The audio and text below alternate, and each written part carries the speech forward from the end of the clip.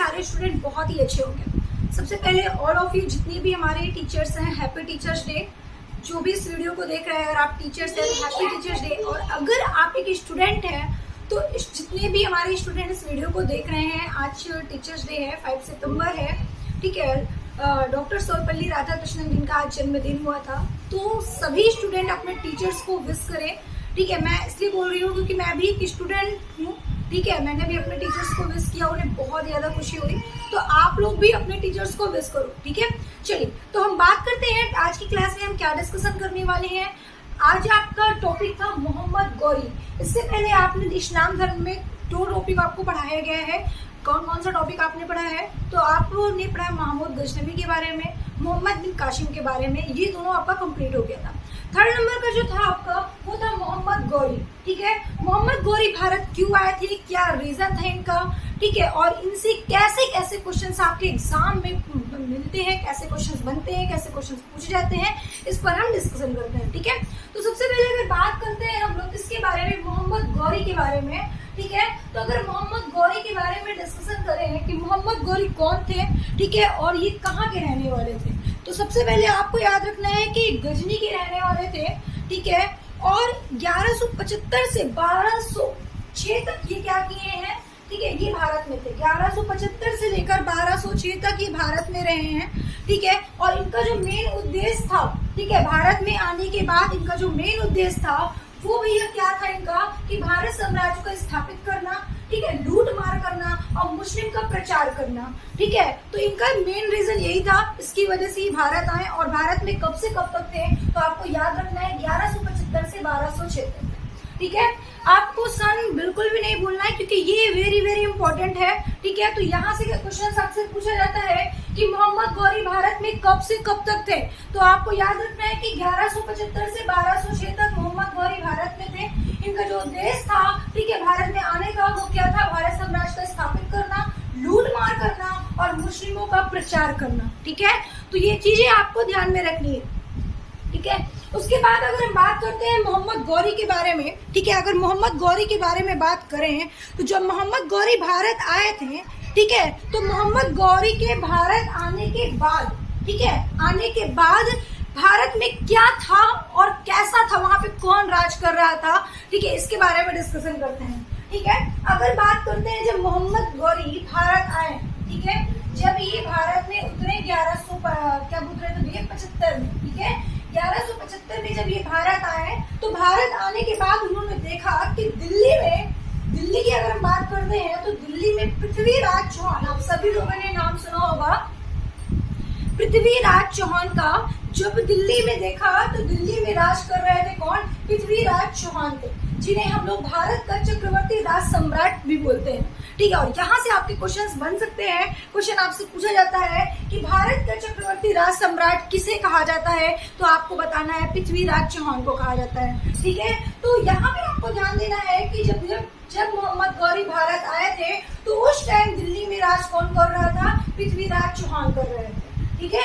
उसके बाद अगर हम बात करते हैं, अगर इसका मैप बनाया कर देखें तो दिल्ली के बाद अगर हम बात करते हैं गुजरात में, तो गुजरात में कौन राज कर रहा था जब मोहम्मद गौरी भारत आए थे, तो उस टाइम की अगर बात करते हैं तो मूल राज, ठीक है, जिसे 3 सेकंड लिखा जाता है, ठीक है, मूल राज थे, ये गुजरात में राज कर रहे थे, ठीक है।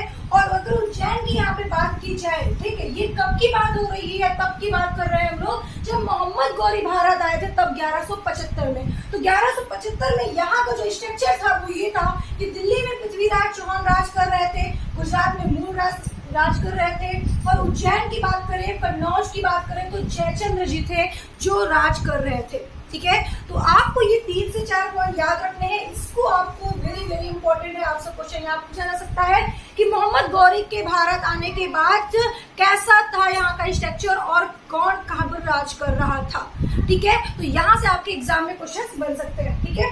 उसके बाद आपको 2 से 3 पॉइंट याद रखने हैं। हम लोग बात करते हैं किसके बारे में, पृथ्वीराज चौहान के बारे में, ठीक है। अगर पृथ्वीराज चौहान के बारे में बात करें तो मैंने आपको बताया कि पृथ्वीराज चौहान जो थे उन्हें भारत का चक्रवर्ती राज सम्राट भी कहा जाता है, ठीक है, भारत का चक्रवर्ती राज सम्राट भी कहा जाता है। और ये, ठीक है, और अगर हम बात करते हैं कि दिल्ली की स्थापना किसने की थी, ठीक है भैया, दिल्ली में राज तो कर रहे थे पृथ्वीराज चौहान जी, ठीक है, पृथ्वीराज चौहान दिल्ली में राज तो कर रहे थे, जिन्हें भारत का चक्रवर्ती राज सम्राट कहा जाता है। लेकिन इनकी स्थापना किसने की थी दिल्ली की? तो दिल्ली की स्थापना अगर बात करते हैं किसने की थी, तो आपको बताना है अनंगपाल तोमर ने, ठीक है। अनंगपाल तोमर थे जो दिल्ली की स्थापना किया था, ठीक है। तो अनंगपाल तोमर जब दिल्ली का स्थापना किया, और ये जो तोमर है, दिल्ली में एक वंश चलता था, ठीक है, दिल्ली में एक वंश चला करता था जिसको हम लोग बोलते हैं तोमर वंश, ठीक है। और अगर तोमर वंश की स्थापना किसने की थी, तो आपको बताना है अनंगपाल द्वितीय, ठीक है। क्या भैया, अनंगपाल द्वितीय ने ये तोमर वंश की स्थापना की थी, और दिल्ली की स्थापना किसने की थी, तो अनंगपाल तोमर ने की थी। आई बात समझ में यहाँ तक, ठीक है। तो यहाँ पे आपको ध्यान देना है, बहुत ही ध्यान से समझिएगा, ठीक है। अब देखो, अब भैया यहाँ पे आपको ध्यान देना है कि जो अनंगपाल द्वितीय थे, ठीक है, इनकी 2 बेटियां थी, ठीक है। अनंगपाल द्वितीय की 2 बेटियां थी, जिसका नाम था क्या, विमला देवी और सुंदरी देवी, ठीक है, जिसका क्या नाम था, विमला देवी और सुंदरी देवी। इनकी 2 बेटियां थी, विमला देवी और सुंदरी देवी। अगर बात करते हैं विमला देवी की, तो विमला देवी की शादी हो गई, और शादी होने के बाद किसके साथ की गई भैया, सोमेश्वर के साथ। सोमेश्वर के साथ विमला देवी की शादी कर दी गई, और एक बहन थी जिनका नाम था सुंदरी देवी, जिसकी शादी कर दी गई किसके साथ, विजय चंद्र के साथ, ठीक है। लेकिन हमको यहाँ पे ध्यान देना है कि विमला देवी को हम लोग कर्पूरवा देवी भी कहा जाता है, ठीक है। कभी कभी क्वेश्चन में विमला देवी नहीं दिया रहता है, इसलिए आप कंफ्यूज नहीं होइएगा, ठीक है। तो भैया जब विमला देवी की शादी कर दी गई, किसके साथ शादी कर दी गई, सोमेश्वर के साथ शादी कर दी गई। और जो सोमेश्वर थे वो राज कर रहे थे कहाँ पे, अजमेर में, ठीक है। सोमेश्वर राज कर रहे थे अजमेर में, और वहीं पर सुंदरी देवी की अगर बात की जाए, तो जो सुंदरी देवी थी उन्होंने शादी की किसके साथ, विजय चंद्र के साथ। और विजय चंद्र कहाँ राज कर रहे थे, तो कन्नौज में राज कर रहे थे। कहाँ राज कर रहे थे भैया, कन्नौज में राज कर रहे थे। इस तरीके से दोनों बेटियों की हो गई शादी। तो इसी का एक जो सोमेश्वर जी थे, ठीक है। अब बात करते हैं किसके बारे में, सोमेश्वर के बारे में बात कर रहे हैं। जो सोमेश्वर थे, इनका एक बेटा था, ठीक है। सोमेश्वर का एक बेटा था जिसका नाम था पृथ्वीराज चौहान, जिसका नाम था भाई क्या, पृथ्वीराज चौहान। इतनी कहानी मैंने आपको सिर्फ इसलिए बताई क्योंकि हमें बताना था कि पृथ्वीराज चौहान जो थे वो किसके बेटे थे, ठीक है। आई बात समझ में। तो आपको ध्यान देना है कि जो सोमेश्वर थे, इन्हीं का एक बेटा हुआ करता था जिसका नाम था पृथ्वीराज चौहान, ठीक है। और पृथ्वीराज चौहान कहाँ राज कर रहे थे, तो आपको बताना है दिल्ली में राज कर रहे थे। और जो सोमेश्वर थे वो अजमेर में राज कर रहे थे। और सोमेश्वर की शादी किसके साथ हुई है भैया, तो आप कहोगे मैम विमला देवी के साथ हुई थी। तो विमला देवी और सोमेश्वर का जो बेटा था उसका नाम क्या था, तो आपको याद रखना है कि पृथ्वीराज चौहान, है ना। पृथ्वीराज चौहान था उनका बेटा का नाम। वहीं पे अगर बात करते हैं सुंदरी देवी की बात अगर की जाए, तो सुंदरी देवी की शादी किसके साथ की गई थी, विजय चंद्र के साथ की गई थी, ठीक है।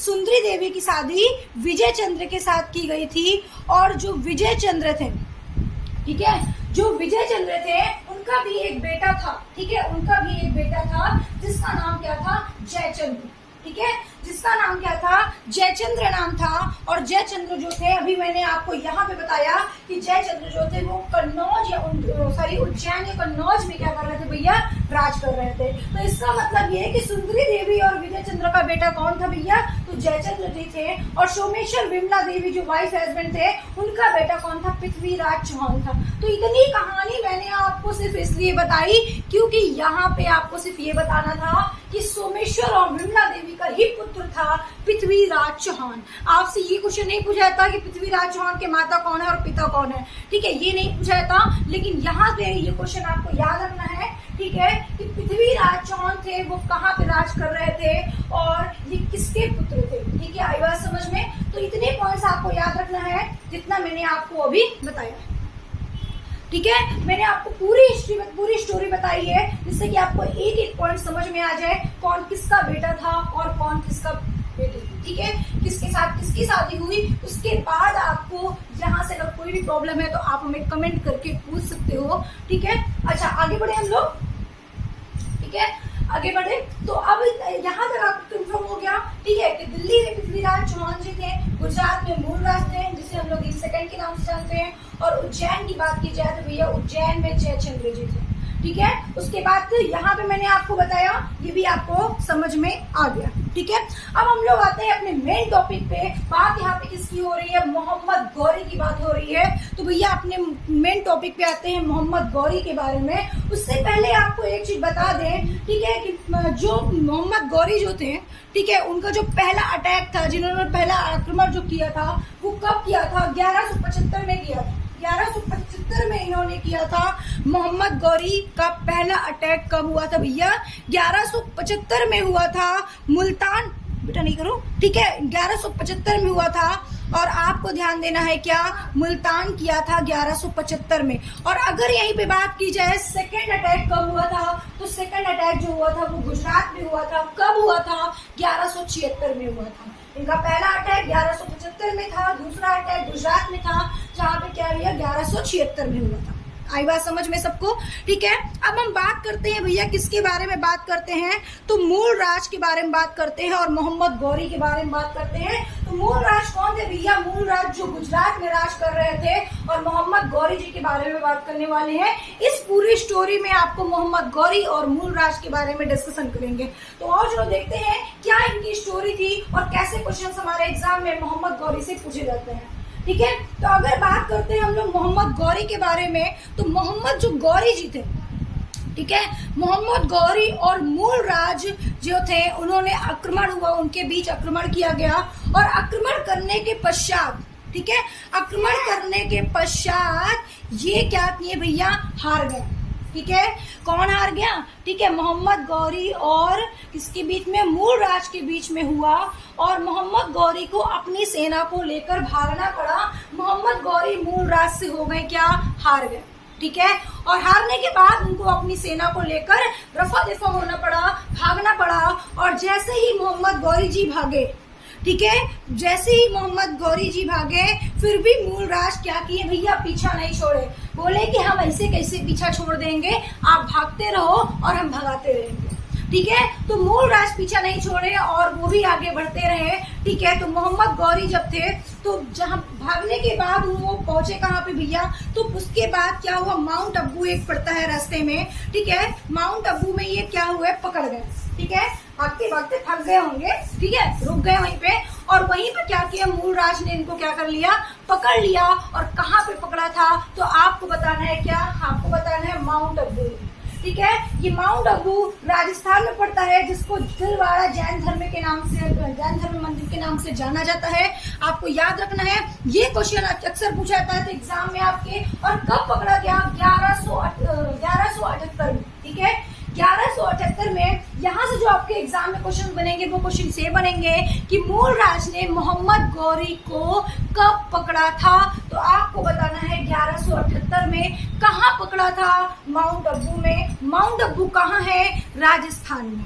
आई बात समझ में? और ये जो माउंट अबू है, ठीक है, जो जैन धर्म मंदिर के लिए काफी ज्यादा प्रसिद्ध है, ठीक है। जैन धर्म मंदिर के लिए काफी ज्यादा प्रसिद्ध है। इसे दिलवाड़ा जैन धर्म मंदिर के नाम से भी जानते हैं। आई बात समझ में? तो यहाँ पे आप स्टार लगा लो। ये क्वेश्चन आपके लिए वेरी वेरी इंपॉर्टेंट है कि भैया जो मोहम्मद गौरी जी थे, वो पहली बार जो पकड़े गए थे वो कहाँ पे गए थे? तो आपको बताना है क्या? माउंट अबू, ठीक है। और राजस्थान में जब ये पकड़ गए भैया, राजस्थान में है, 1178 में जब ये पकड़ गए तो इनको बना लिया गया बंदी, ठीक है। और इनको बनाने के बाद जब इन्होंने बंदी बना लिया तो 6 महीने के लिए बंदी बनाकर बैठे हुए थे। लेकिन मोहम्मद गौरी के सैनिक का मन नहीं माना और चले आए अपने राजा को बुलाने, ठीक है। चले आए अपने राजा को बुलाने और उनके सामने हाथ पैर जोड़ने लगे। मूल राज के सामने हाथ पैर जोड़ने लगे कि भाई हमारे राजा जी को छोड़ दो, दोबारा ये ऐसी गलती नहीं करेंगे, ठीक है। तो इन्होंने जब बोला, मोहम्मद गौरी के जब सैनिक आए, जिनका नाम था क्या? कुतुबुद्दीन ऐबक और बादशाह खिलजी, ठीक है। जहां पर आपके एग्जाम में क्वेश्चन जो पूछा जाता है वो कुतुबुद्दीन ऐबक से ज्यादा पूछा जाता है और बादशाह खिलजी से भी पूछा जाता है, लेकिन जो फर्स्ट नंबर पे अगर हम बात करते हैं तो कुतुबुद्दीन ऐबक से, ठीक है। तो आपको एक चीज ध्यान देना है, जब फर्स्ट बार ये बंदी बने थे और इनको पकड़ा गया तो सबसे पहले जो उनके सैनिक थे वो उनका क्या नाम था? आपको बताना है कुतुबुद्दीन ऐबक, ठीक है। कुतुबुद्दीन ऐबक था, तो जब 1178 में ये बंदी बने तो कुतुबुद्दीन ऐबक भागते भागते आए अपने राजा को छुड़वाने और मूल राज से माफी मांगने लगे कि छोड़ दीजिए, अब दोबारा हमारा राजा ऐसा नहीं करेंगे, ठीक है। तो भैया मूल राज को हाथ पैर जोड़ने के बाद जब इन्होंने छोड़ दिया तो माउंट आबू जब इन्होंने छोड़ दिया तो छोड़ने के बाद कुछ दिन तक तो ये चुप रहे, ठीक है। जो मोहम्मद गौरी जो थे कुछ दिन तक तो भैया चुप रहे, क्योंकि अभी जेल से खा के हवा आए हैं, तो थोड़ी देर तक सोचे कि चलो भैया हम शांत रहते हैं, है ना। चलो अब जैसे ही उनको रिलैक्स मिला, ठीक है, उसके बाद फिर शुरू हो गए, मन ही नहीं मान रहा था उनका, फिर से शुरू हो गए। मतलब कि 6 महीने तक बंदी बने थे, लेकिन फिर भी उनको और भी करना था, वो हार नहीं माने। और फिर उन्होंने क्या सोचा, उनके दिमाग में एक बात आई कि भैया दिल्ली को लूटना इतना आसान नहीं है, दिल्ली को लूटने से पहले, उसको अपने कब्जा में करने से पहले दिल्ली के आसपास के इलाकों को लूटते हैं। आई बात समझ में? तो उनके दिमाग में ये योजना बनी कि दिल्ली को नहीं लूटेंगे, उससे पहले हम आसपास के, ठीक है, इलाकों को, किलों को लूटेंगे। तो भैया उन्होंने क्या किया, एक भांडीरा किला पड़ता है जो कहाँ पे है, जो पंजाब में पड़ता है, ठीक है।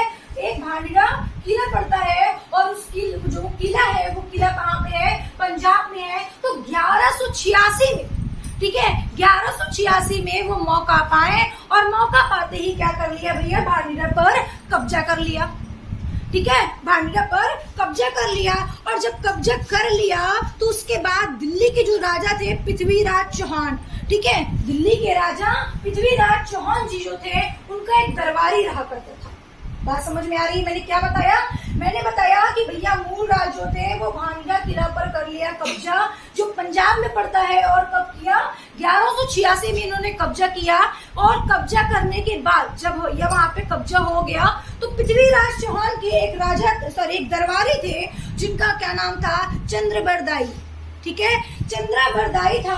और ये जो चंद्रबरदाई थे भैया, इन्होंने क्या किया, पृथ्वीराज चौहान से कहा कि राजा साहब मोहम्मद गौरी भांडीगढ़ तक आ चुके हैं, मोहम्मद गौरी भांडीगढ़ तक आ चुके हैं, उन्होंने कब्जा कर लिया है, कहीं ऐसा ना हो कि दिल्ली तक पहुंच जाए। ये बात इन्होंने जो उनके राजा पृथ्वीराज चौहान को, ठीक है, पृथ्वीराज चौहान को चंद्रबरदाई ने बताया, ठीक है, कि भैया सुन लो हमारी बात, यहाँ पे भांडीगढ़ तक पहुंच चुके हैं मोहम्मद गौरी और इन्होंने कब्जा करके रख लिया है, कहीं ऐसा ना हो कि दिल्ली तक पहुंच जाए। जब ये बात पृथ्वीराज चौहान ने सुनी तो सुनने के बाद आगे क्या होता है हम देखते हैं। अब यहाँ तक सारे स्टूडेंट को समझ में आ गया कि, ठीक है, तो भैया हुआ क्या, उसके बाद जब ये कहानी खत्म हो गई, एक चीज ध्यान दीजिएगा कि यहाँ से एक क्वेश्चन आपसे पूछा जाता है कि चंद्रबरदाई कौन था, ठीक है। तो चंद्रबरदाई कौन था, पृथ्वीराज चौहान का कौन था भैया, दरबारी था। अगर आपसे क्वेश्चन पूछा जाए कि चंद्रबरदाई कौन था तो आपको बताना है पृथ्वीराज चौहान का कौन था भैया, दरबारी था। और इन्होंने एक बुक भी लिखी थी, और ये आपके लिए बहुत इंपॉर्टेंट है, इन्होंने एक बुक भी लिखी थी जिस बुक का नाम था पृथ्वीराज राशो, जिस बुक का नाम था पृथ्वीराज राशो, ठीक है। भैया उन्होंने भैया एक बुक लिखी थी, किसने लिखी थी, चंद्रबरदाई ने। और चंद्रबरदाई कौन थे, पृथ्वीराज चौहान के दरबारी थे।